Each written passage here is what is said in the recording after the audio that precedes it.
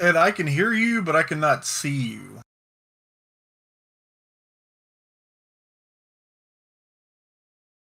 I thought you were just waiting to turn your stuff on until time, but no, I cannot see. Input capture. Where are we here? There we go. So far, so good. Hey, all right. I got audio to everybody else. And now let's see if I can get audio or video to you, and then we'll be good to go. All right. Now we will start. We have a new IWGP World Heavyweight Champion after Will Ospreay had to vacate the title. Man, this hopefully the curse of the title ends after 2 people, and that does not continue with the new champion, and that is being Shingo Takagi, the Shingoat. Yeah, well, I'll go ahead and bring it up now. You know, Chris Charlton always has the history lesson during the entrances for the big main events, and he explained it's 33 years ago this month in Osaka that Tatsumi Fujinami beat Riki Choshu to claim the vacant IWGP Heavyweight title and become the 3rd champion. So that was the Tatsumi Fujinami was the Showa Dragon, and the question going into the match was, could the Reiwa Dragon repeat the feat? And I think everybody is, I would say, pleasantly surprised by the result. Mm-hmm. Yeah, pleasantly surprised by the result. Yeah. So overall, I thought this was a pretty solid show. We had 2 title matches, plus we had the special match of Kota Ibushi versus Jeff Cobb. Pretty much the winner of that match was going to move on to challenge the winner of the world title match. So we have that to talk about.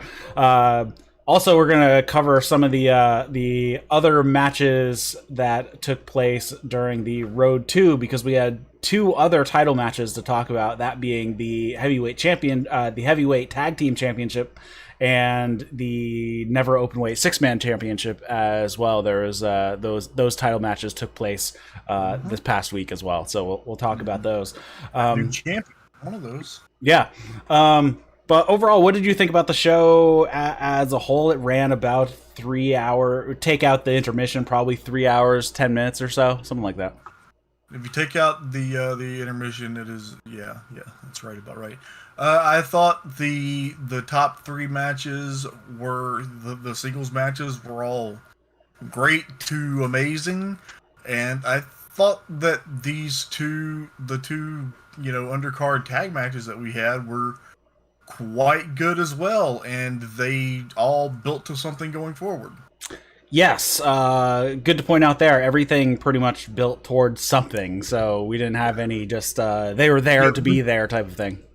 I think we know the challenger for the next challenger for every championship, except for the never openweight title, because we don't know where Jay White is. Oh yeah.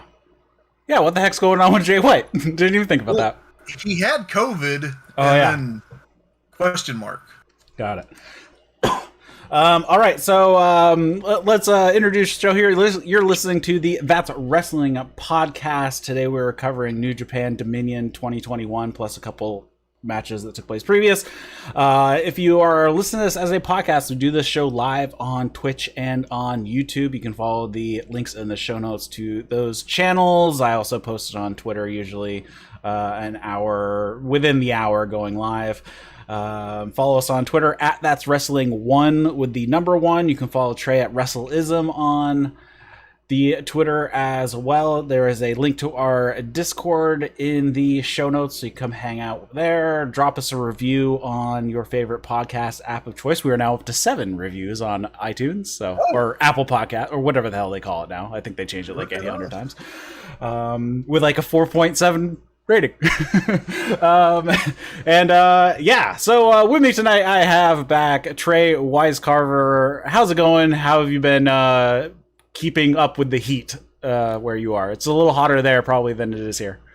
And staying inside is how I've been handling it as much as possible. It's going to be in the low 70s for like the next 4 days here. I am super stoked about that. That sounds lovely. No, I'm especially I guess I did hurt my ankle a little bit, and I've been I haven't even left my room today really.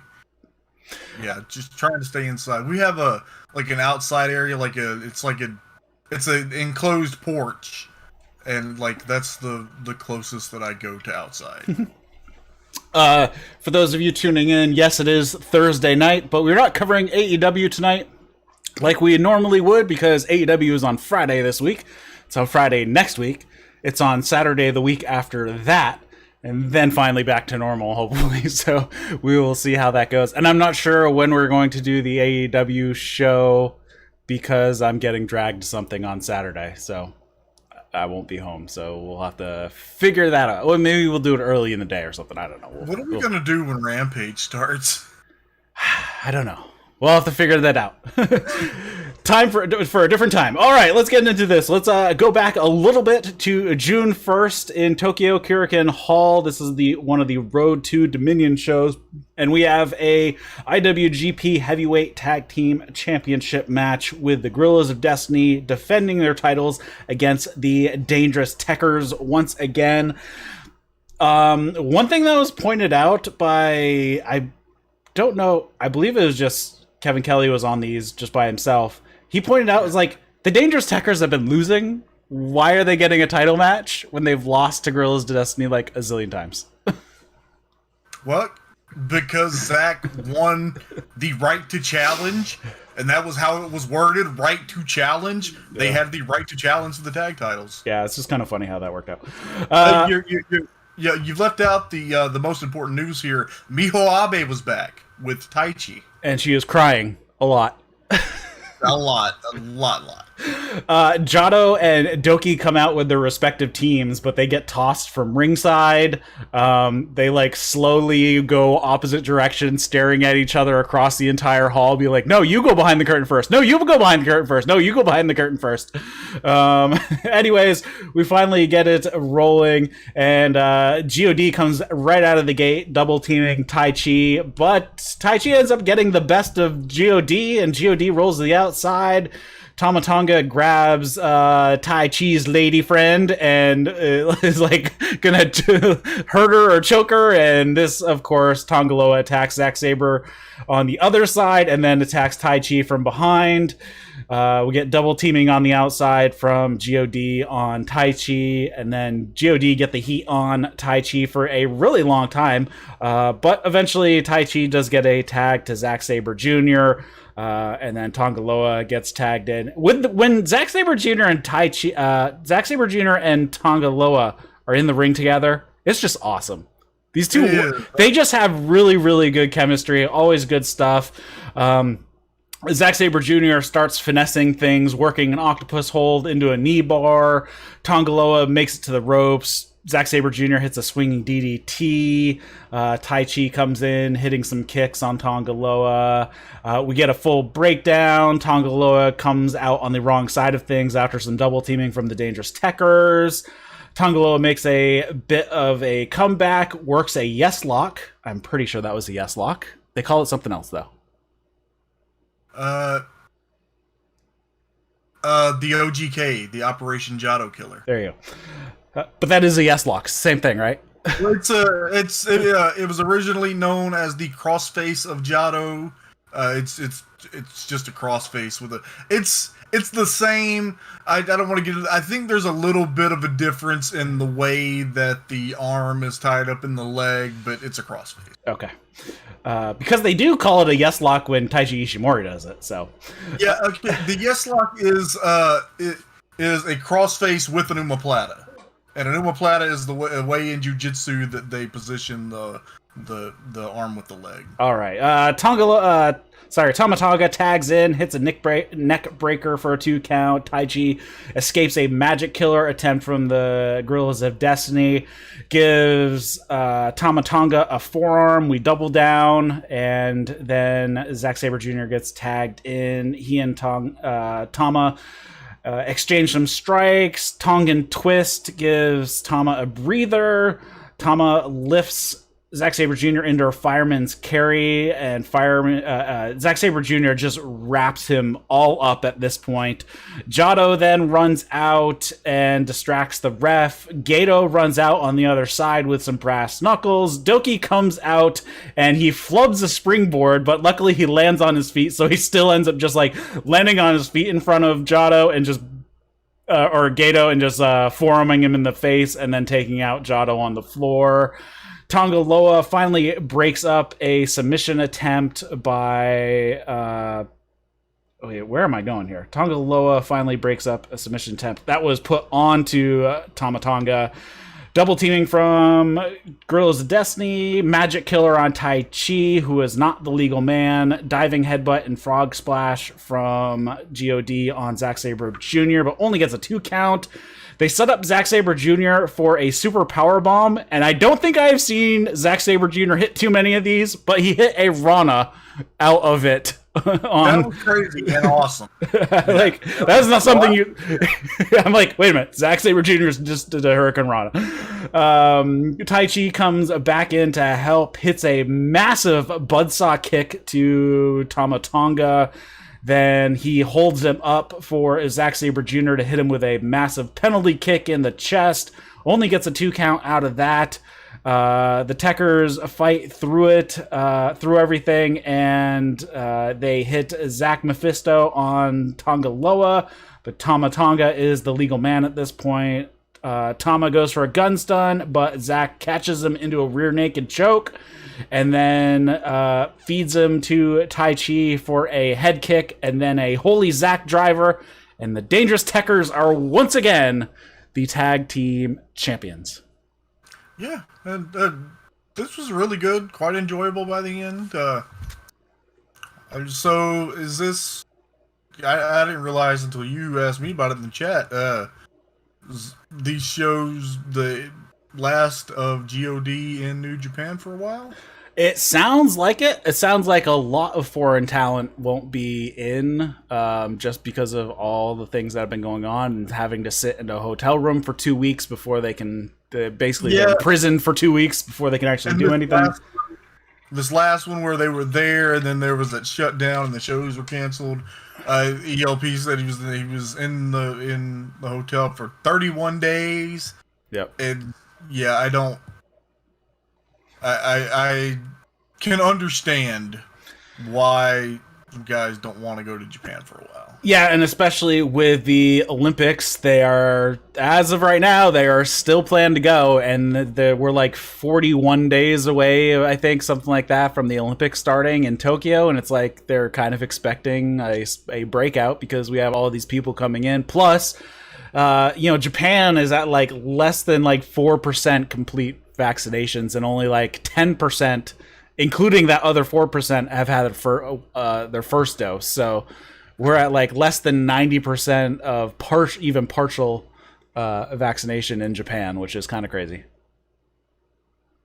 Yeah, and I was going to bring it up in one of the match reviews, but one of the they've had to rely a little more on their native wrestlers. So, we've had a few guys work their way up the card, and so I'm feeling like things are rough right now because of the pandemic, but with just the way that things have been going, I think that when the world goes back to normal, that New Japan is going to be in a very healthy place.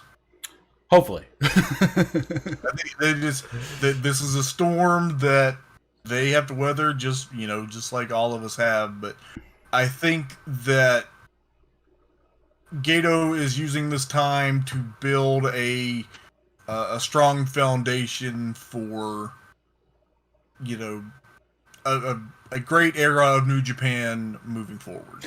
Yeah, I'm kind of looking over the list of people who are on Dominion, and for foreigners, we had ELP, Chase Owens, and then, I mean, at this point, Zack Sabre Jr. isn't exactly a foreigner because he lives there full time, so I'm not sure we can really call, he doesn't have to. What? Is he even Japan in, since the pandemic? I don't think he's left. Yeah, I don't think he's left Japan since the pandemic started. And then the other one was Jeff Cobb, who was there as well, and he signed on full time to New Japan. So I'm guessing he's just going to stay in Japan for a while. Yeah, in respect to Jeff Cobb, he's just a guy who just wants to be in New Japan. Yeah. So respect. Mm-hmm. Yeah, because he had an open offer from AEW, and he decided to go to Japan instead. He could have gone anywhere. He wanted to be in New Japan. Yeah. All right, so Dangerous Tekkers once again the heavyweight tag team champions, and I'm not sure when we will see God once again in New Japan. So we will see what the future holds, and if they actually pop up anywhere in the US during their downtime. I would be surprised if they did. All right, moving on to the next night, also at Korakuen Hall in Tokyo. So this is June 2nd, 2021, and we have a never openweight 6-man championship match to talk about. And we have the challengers of Bushi, Sanada, Tetsuya, Naito versus Yoshi-Hashi, Tomohiro Ishii, and Hirooki Goto. So we have LIJ versus Chaos factions here.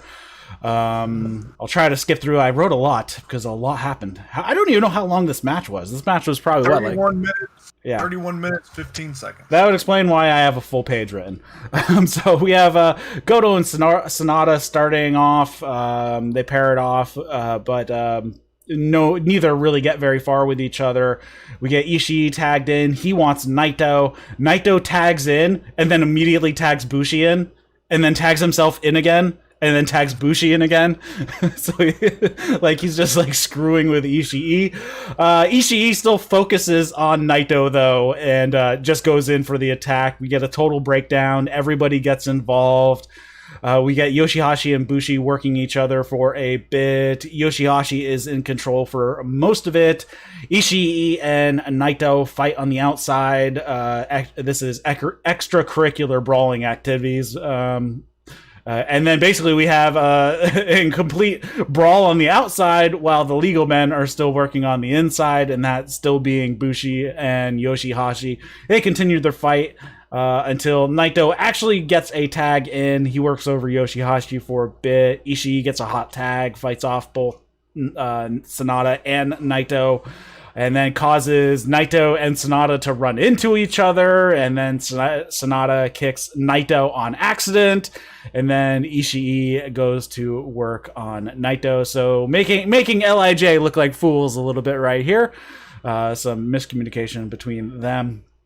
We move on. Eventually, Goto gets in for a bit. He gets it wrapped up in the Paradise Lock from Sanada, double teaming from Goto and Yoshi-Hashi on Sanada, though, for a near fall. Sanada gets on a skull end, but he ends up letting it go and hits a backbreaker. Sanada hits a TKO on Goto, but can't make the cover. We have Sanada and Goto tagging out to Bushi and Yoshi-Hashi respectively, and they meet in the middle and they just start throwing bombs. Bushi hits Yoshi-Hashi with a shotgun drop kick, and then one to Ishii, hits a dive to the outside on Yoshi-Hashi. Once they get back in the ring, swinging DDT. The three guys from Chaos then come in, beat on Bushi. Naito runs in for the save. Then LIJ triple teams Yoshi-Hashi. This match was all Bushi and Yoshi-Hashi for the most part. We get a swinging neckbreaker from Bushi. For 2, we get a total breakdown. Everybody gets their stuff in. Goto and Yoshi-Hashi get some double teaming in on Bushi.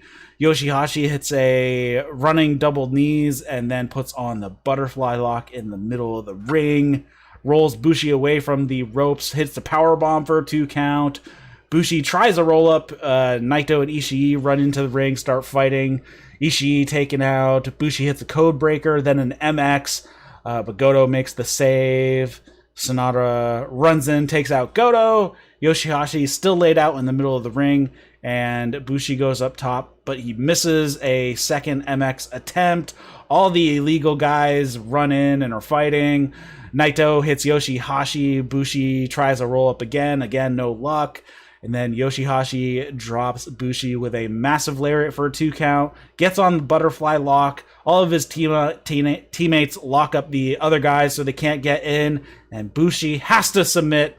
And the Chaos team retains their 6-man tag team champions. So I think they're on a record. Is this the longest 6-man run now? 5th defense. They are the record-setting most defenses. The other... the record was 4, a tie between one of the LIJ teams and then Yano, Makabe, and Taguchi. And it wasn't just a butterfly lock; it was a butterfly lock with a Kimura that Yoshi-Hashi submitted Bushi with. And yeah, this match was... The story of this match is, look how great never 6-man tag title matches are now. That was kind of the purpose here. And yeah, Goto, Ishii, and Yoshi-Hashi, 12-0 in 6-man matches, I think, in the past year. And like they've only ever lost 1 match as a trio, and that was like 2 years ago. Mm-hmm. And yeah, the greatest never 6's reign yet. They've really done a lot. Really, it's just the company. They've done a lot to establish those titles as something in the past year. As Kevin Kelly kept saying, as a destination championship. So, yeah, another very, very strong, never open-weight 6-man match. Yeah. Do we know who the next... We do. Oh yeah, we do. We'll talk about that when we get there, because we find that out later. All right, so that was the end of the Road 2 shows. Those 2 tag team championship, those 2 championship matches. We move on to Dominion finally in Osaka-Jo Hall. This was on June 7th, 2021, and normally we have the ring announcer run down the card, but Hiromu Takahashi frantically runs in, jumps in, and he introduces this show, says he'll be back soon, and as soon as he does come back, he will be challenging for the junior heavyweight title right away, and then he heads over and remains over on Japanese commentary for the rest of the evening. So he had a jacket with sunflowers sewn on it on the back. That was... And he had Daryl and the Red Cat. I don't know the Red Cat's name. Carol? Is it Daryl's? I don't know.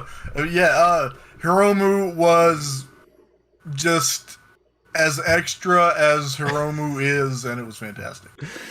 So we start off the evening with a 10-man tag, and this is Bullet Club versus mostly Chaos. So Taiji, Ishimori, ELP, Chase Owens, Evil, and Yujiro Takahashi with Dick Togo. So really it was a 6-on-5. Versus Hirooki, Goto, Sho, Yoshi-Hashi, Tomohiro, Ishii, and Hiroshi Tanahashi joining the Chaos Club for a little bit for this match. I thought this was a really fun match. We had Chase and Tanahashi starting it off, a little back and forth.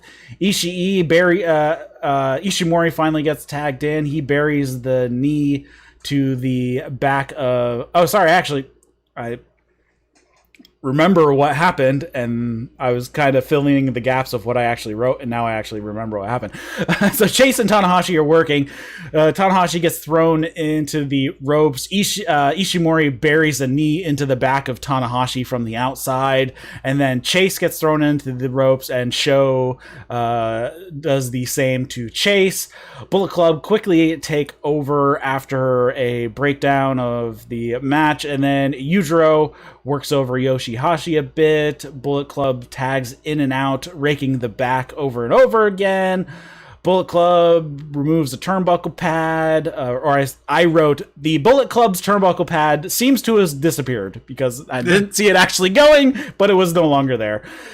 Evil tagged in. We get shenanigans from Dick Togo holding legs from the outside. Taiji Ishimori tags in, but makes no headway against Ishii. Ishii tags in Sho. Sho beats up Ishimori for a bit.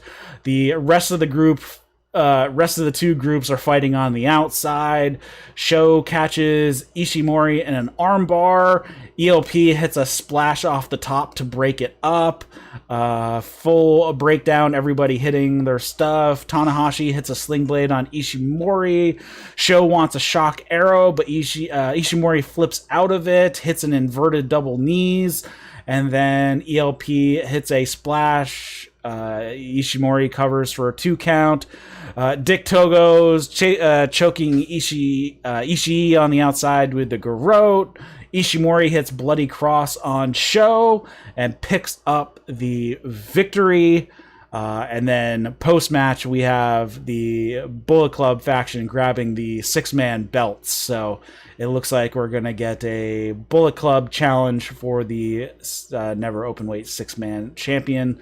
We also have Evil smashes Goto with one of the belts. Dick Togo choking Ishii some more. Everybody else gets beaten up. Evil puts on the Scorpion Deathlock on Ishii before the whole thing gets broken up. Yeah, this was the undercard 10-man tag. A chance for the people to see Tanahashi and for, Kevin to catch up with Chris and Rocky. Everybody did their spots and had a fun match and set up as many as 3 championship matches. The result kind of felt like a little bit of a surprise because they have really put it in your head that Sho would be the top contender for the junior heavyweight title going forward, and he got pinned by Ishimori, and yeah, that was kind of weird that Sho was the one eating the pin. There was really nobody on that side of the ledger that stood out for taking the pin. I mean, he's technically the lowest on the totem pole, but on the other side, on Bullet Club, we had Yujiro and Chase Owens. You figure one of those are going to eat it. Right, okay, well, it's not that so much as hold on, what was I saying? He's the junior heavyweight, and he's one half of the junior heavyweight tag team champions. So he loses to Ishimori. It sets up Ishimori and ELP challenging Roppongi 3K, and also Ishimori pinning the presumptive top contender to the junior heavyweight title. Solidifies his claim as we see later, the top contender to the junior heavyweight title. True. So yeah, it was a surprise, but then it made perfect sense. So that was cool. And I just want to point out, Evil is right back to where he was before he got the big push last year. He was in the Never Six. Yep.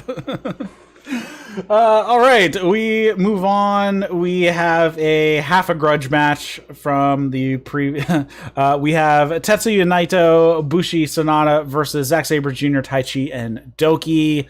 So Suzuki-gun versus LIJ here. They explained here, Taichi, Zack, and Doki actually have a name for their trio, and it's fantastic. Oh yeah, it was like, yeah, Los Locos, Dangerous Tekkers.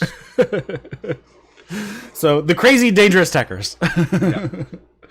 I want one of those Tekkers shirts that just says Tekkers on it, and that's it. Yes. With like nothing else, with no context of what the heck what you have. Yes.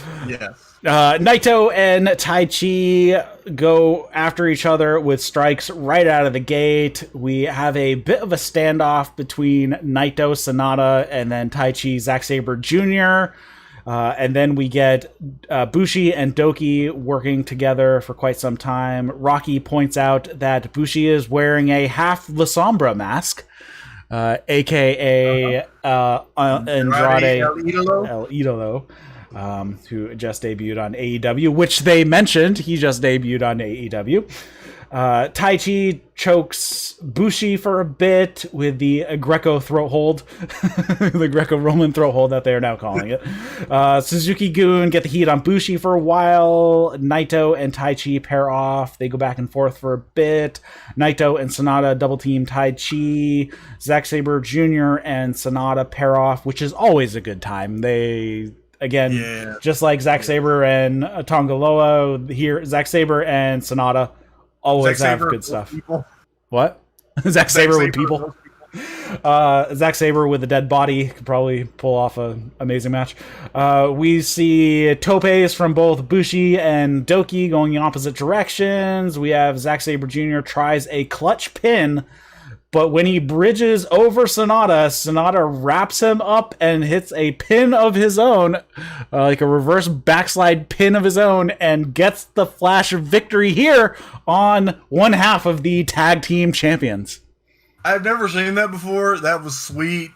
Zack went for the European clutch, and Sanada caught him and grabbed his arms and turned it into the kind of bridge that you'd end up with if you did a tiger suplex and pinned him. Yes. And that was really cool. Another little thing that I love, Sanada can put anybody in the Paradise Lock except for Zack Sabre Jr. Zack will not do it. Yeah. Which is always funny. It's like the stupidest thing in the world. The Paradise Lock is like the dumbest thing in the world. Like, this does not work at all. With the joke, Zack is just like, no, I'm not doing it. Which I think, funny enough, didn't he put somebody in the Paradise Lock in the Cruiserweight Challenge, that first one? He might have. I know somebody ended up in a Paradise Lock in that tournament, but I think it was Zack Sabre who did it. It is a kind of a dickhead thing that he would do. Post-match, we have Naito eggs on the tag team champions. Taichi even grabs Naito's hat off the post and puts it on Naito for him, which was kind of funny. They all exchange words in the middle of the ring, and then LIJ just shoos Suzuki-gun away. Dismissed. So it looks like we're going to have Sanada and Naito going after the tag team championship coming up here. This is when they kept, Suzuki-gun were mad, and they kept, fucking with the referee and cradling him and pinning him.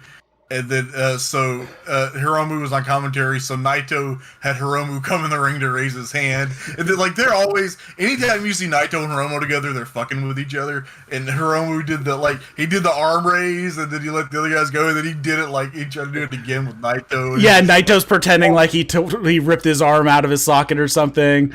And then, there was a couple times where, Naito took down the ref, and Kevin Kelly's like, why is Kenta Santo trying to single leg on Naito?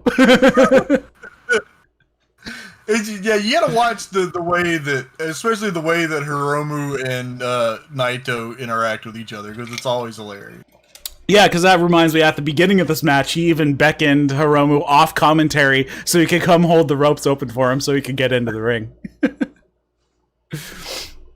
And Hiromu is a rebel, and he uses earbuds instead of the full he uses earbuds instead of the full over-ear headsets. All right, next up we move on to the IWGP Junior Heavyweight Championship, and this is Yo challenging El Desperado. This match finally happens a month late, but it happens. One of them, was it Despy who had COVID, or I think it was Despy. Despy had COVID. Yo was, I think Yo too was one of the ones that tested positive. Maybe. I thought he was one of the initial ones. Because it was that whole Chaos team, so I think it might have been both of them. All right, so we finally have this match. Despy just toys with Yo for a little bit. Lots of disrespect. Despy has no respect for Yo. He said as much in interviews and whatnot. We get some mat wrestling from both sides. We get some reversals and some dodges of moves. And then they fight on the outside. Yo eats a barricade a couple times. Desperado tosses a bucket into the ring to the other side, which distracts the ref. The ref chases after it like a shiny new toy. And while he's doing that, he grabs a chair from under the ring and whacks Yo's leg with it. So at least thank you for creating a ref distraction that made sense so the ref didn't actually see the infraction take place. The mop bucket. It was brilliant. Like, when he took out the mop bucket, I'm like, what the hell is he doing with the mop bucket? That was some good Rudo tactics by Desperado. Desperado works over the surgically repaired knee of Yo. Knee breaker, leg drop on the knee. Yo tries a suplex, but his knee gives out. And Yo hits a flying forearm and then a dragon screw. And then Yo starts working on Desperado's knee. We get some strikes from Desperado, then a spine buster into a numero dos. Again, working that knee some more. Yo quickly scrambles to the ropes, though, to break that up. Desperado hits a vertical suplex for a 2 count. And then on the outside, Yo gives Desperado a shotgun dropkick into the barricade. Yo hits a couple of dives, then Mitchell dropkick off the top into a Kiwi Crusher. Something like that. It was like a fisherman's falcon arrow. There you go. Desperado fights out of a dragon suplex attempt, drop kicks Yo's knee, gives him a dragon screw as well. They exchange a bunch of forearms, then they start kicking each other. Desperado hits an Olympic slam, and then a Kataro de Angel for a 2 count. And then we have Yo avoiding a Pinche Loco. Yo hits a jumping knee. Desperado tries to get on the numero dos once again. Yo rolls to a pin attempt. And then, did they call this a Storm Razor? Stargazer. Stargazer. Okay. That makes, well, I mean, Storm Razor and Stargazer. I mean, somebody needs to have a move called a Storm Razor, because that's just an awesome name. Stargazer. Okay, that makes a little more sense. Desperado gets to the ropes. Dragon suplex from Yo for a 2 count. Desperado avoids a direct drive with a headbutt.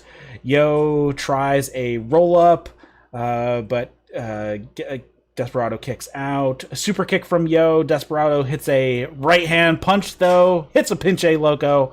And Desperado retains his junior heavyweight championship. I thought this was a pretty fun match. One thing I do have to call out. Yo, he worked at one point. He was working Desperado's knee. And then he tried some sort of submission on the wrong knee. Honest mistake. Yeah.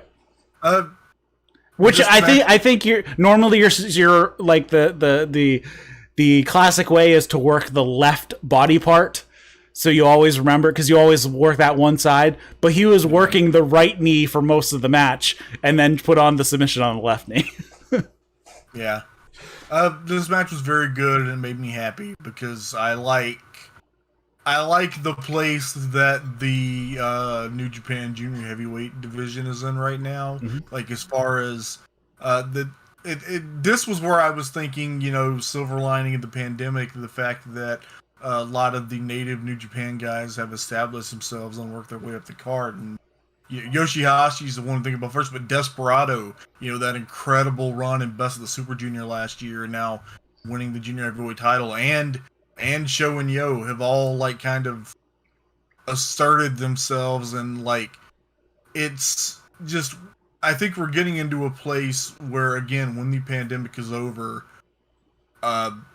it's gonna be like another, the 90s when it was Liger and Sasuke and Ultimo Dragon and all the best junior heavyweight talent in the world, that made, when I was first discovering Japanese wrestling, that made the IWGP Junior Heavyweight Championship one of my favorite titles, that I saw, Owen Hart and Liger and Chris Benoit wrestle for. So Yeah, I mean, just here we have Yo, Sho, Desperado, ELP, Ishimori, and Hiromu. You know, you got 6 really top guys in this division right now that can be jockeying for position, plus some of the smaller guys.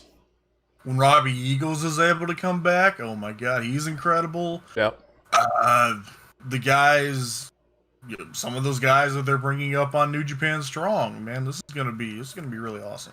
And freaking hell, AEW, send Jungle Boy over there for a little while, because that would be awesome. once the pandemic's over. I still want Darby to do Best of the Super Junior. But actually, Jungle Boy would be awesome in that too. Yeah. Yeah, do like when they do the Super Junior Tag Tournament, send Darby and Jungle Boy as AEW. That would be awesome. That'd be a pretty funny team, though, too.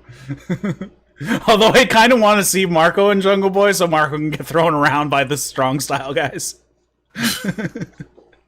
Post-match, ELP and Taiji Ishimori come out. They challenge Sho and Yo for the tag titles. Ishimori challenges Desperado for the junior title. ELP is a little incensed by this because Ishimori stole his microphone when he was trying to talk. So we got a little internal conflict between the two of them. It probably won't come to anything, but yeah, well, ELP has had a title shot since Ishimori has, and Ishimori has never gotten a rematch after losing to Hiromu at the Tokyo Dome. So, and Ishimori pinned Sho in the opener, so Ishimori's the one that deserves the shot. Yep. Then we move on to the semi-main event of the evening. This is a special 60-minute time limit match. Jeff Cobb versus Kota Ibushi. It was pretty much laid out. The winner of this match is most likely going to be the next challenger to the World Heavyweight Championship. They strike the living shit out of each other right off the bat. We have on the outside, Cobb just picks up Ibushi across his chest and just runs into the ring post with him. They continue striking. When they get back into the ring, Cobb drives Ibushi into the corner hard a few times. More striking. Ibushi escapes getting powerbombed on the floor. He hits a springboard moonsault off the top rope to the floor, which was just insane.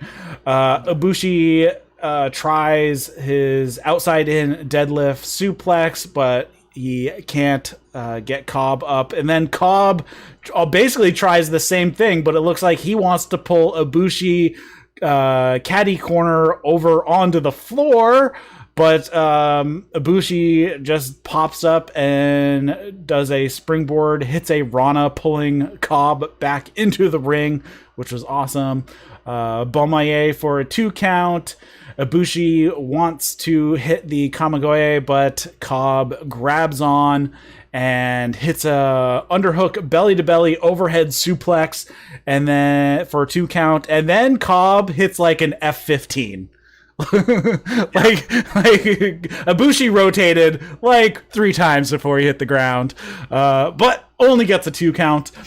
Ibushi avoids a Tour of the Islands, hits a wicked high kick, and then a Kamigoye, but only gets the 2 count. Pulls down the knee pad. Cobb avoids a second Kamigoye and hits a Kamigoye of his own, calling the Cobb-Agoye. Murdered Ibushi in the face with that knee. Oh my god, that was violent. But that does not finish off Ibushi. We have a little bit of back and forth, and then this crazy, weird, standing Meteora type of thing. Double knee, driving Cobb down to the ground. I described it as a mushroom stop Kamigoye.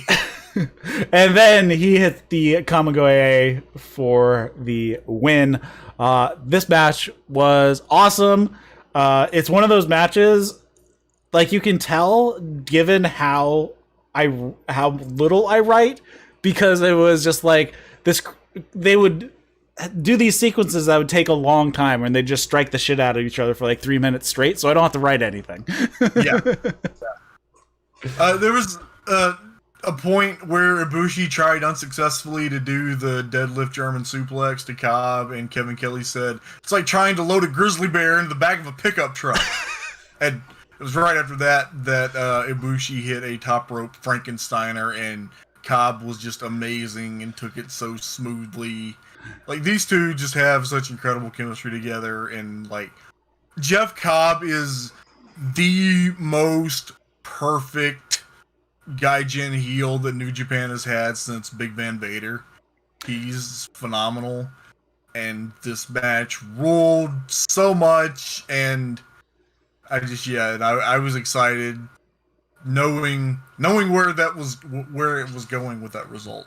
Amazing how they made that move work too, because Jeff Cobb, so he was basically standing on the outside. He had 1 foot on the turnbuckle and 1 foot on the rope. So he's kind of standing, so he's not straddling the turnbuckle. He is off to one side of the turnbuckle, like how the Rock would pose so he was there standing on the second rope there. Normally, when you get Hurricane Rana'd off the turnbuckle, you have both legs are inside and you're sitting on the turnbuckle, so your legs don't get caught or something like that, and you don't get like flipped ass over tea kettle. But he managed to come back into the ring over the ropes without killing himself, so that was awesome.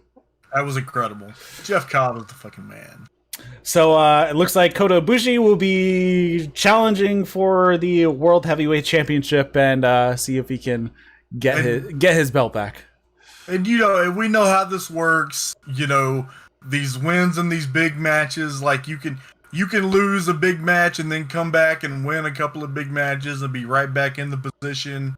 And before too terribly long, we are going to get Shingo Takagi and Jeff Cobb again for that World Heavyweight Championship. Yeah, I'm guessing we would probably see them around Power Struggle time, September-ish. Yeah, I don't know, crap, the G1's happening in the fall, I forget.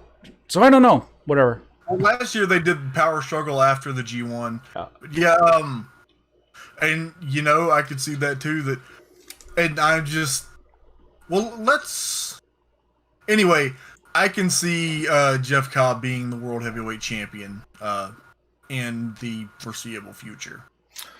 All right, we move on to the final match of the evening, and this is Shingo Takagi and Kazuchika Okada fighting for the vacant IWGP World Heavyweight Championship. And the thing about Okada is he paces matches so well. Like you know where, like, roughly how long it's gonna go given the first 5 minutes of the match. Yeah, and you're right. And I actually that was gonna be part of my commentary on this match. That the match is great, and I don't want to criticize it per se, but we have gotten to the point where I knew that this match was gonna go 35 to 45 minutes.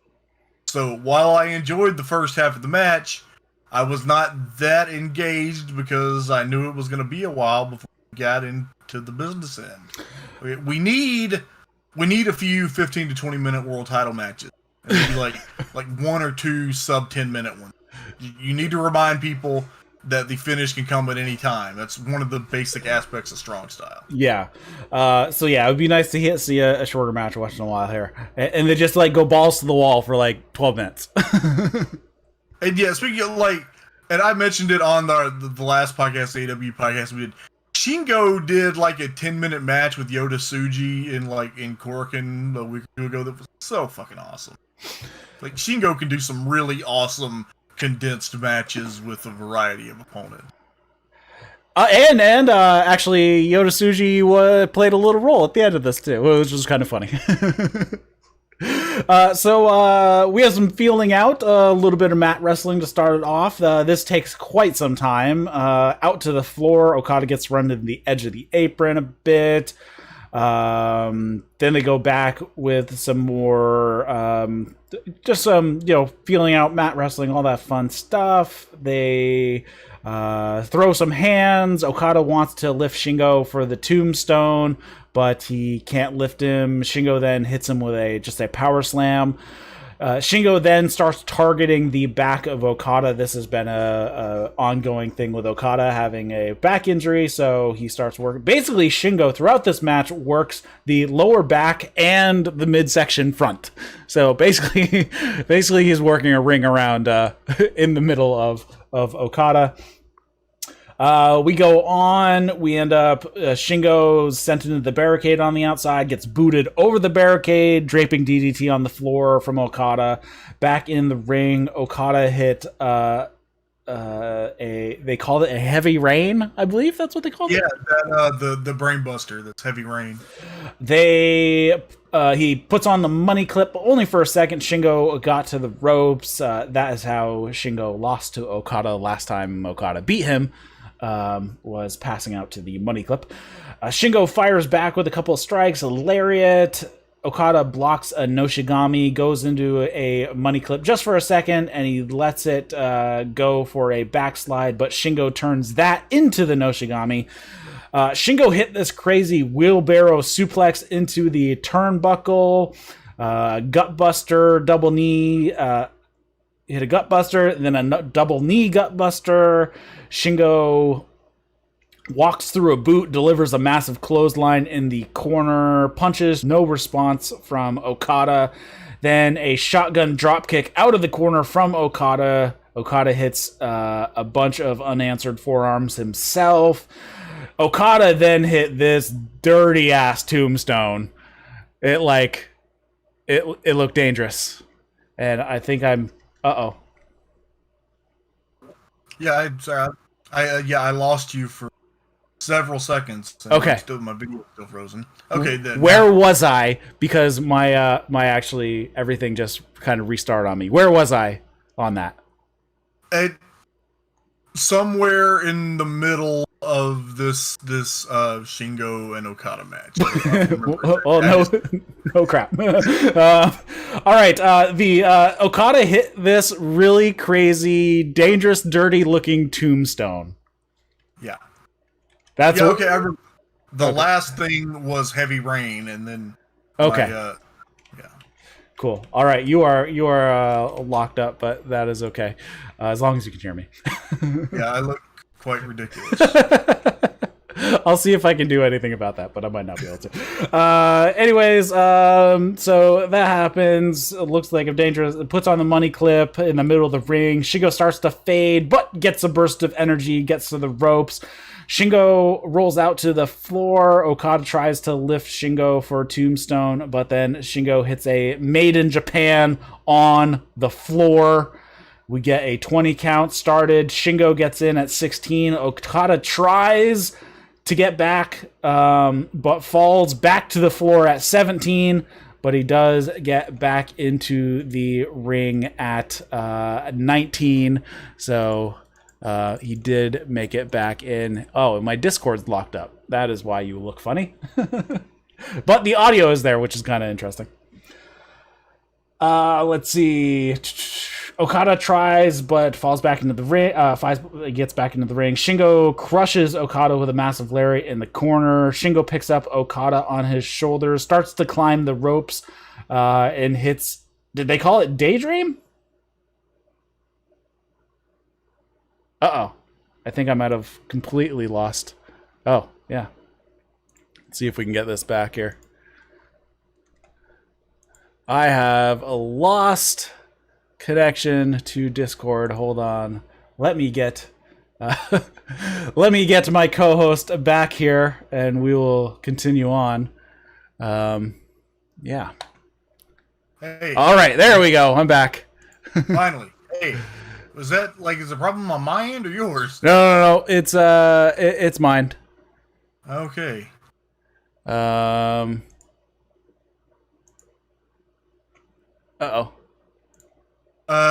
There we go. Let's see. Pop out. Let's take it home here. All right. We'll try to finish this up here. Okada fights out of a Last of the Dragon, eats a lariat in the corner eats a lariat for his trouble. We get a bunch of forearms. Okada hits a massive drop kick and then a tombstone at the 30-minute mark. Okada spins out spins out Shingo for a Rainmaker, but Shingo is the one who steps in, hits the lariat. We get a rare double count, double down 10 count. We rarely ever see that in New Japan. They start crawling towards each other, and then they start throwing forearms from their knees. Then they continue to their feet, throwing hands. Okada misses a Rainmaker. Shingo uses the momentum, hits a Death Valley driver. Okada hits a couple of pull-in lariats, and then Shingo ducks a Rainmaker, hits a Rainmaker of his own, hits a pumping bomber for a 2 count just before the 35-minute mark. They keep countering each other until Shingo then hits a Dragon Suplex, sliding forearm, and then hits a Last of the Dragon and gets the 3 count, and Shingo Takagi is the new World Heavyweight Champion. This was awesome, and I wish I had not known the finish before I saw it, but it was still really great.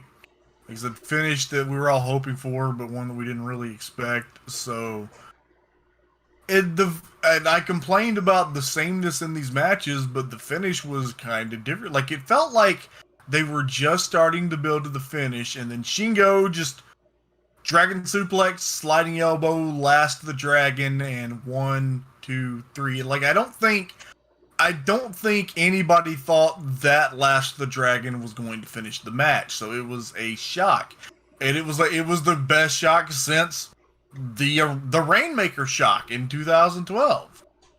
You know, I think like I said, with the way that things have been going, I think that Goto knew that he needed to establish someone new in that very top echelon of New Japan, and now Shingo is there, and he belongs there, and he deserves to be there. And if you told me, 15 years ago when I first saw him that Shingo Takagi would be the IWGP World Heavyweight Champion, I'd have been dubious, but now, man, it's here and it's awesome. And, I've seen Shingo off and on since, whenever he popped up in Ring of Honor, about 2006. So I've always been a fan, and it's awesome to see him rise to the top of the best wrestling company on earth.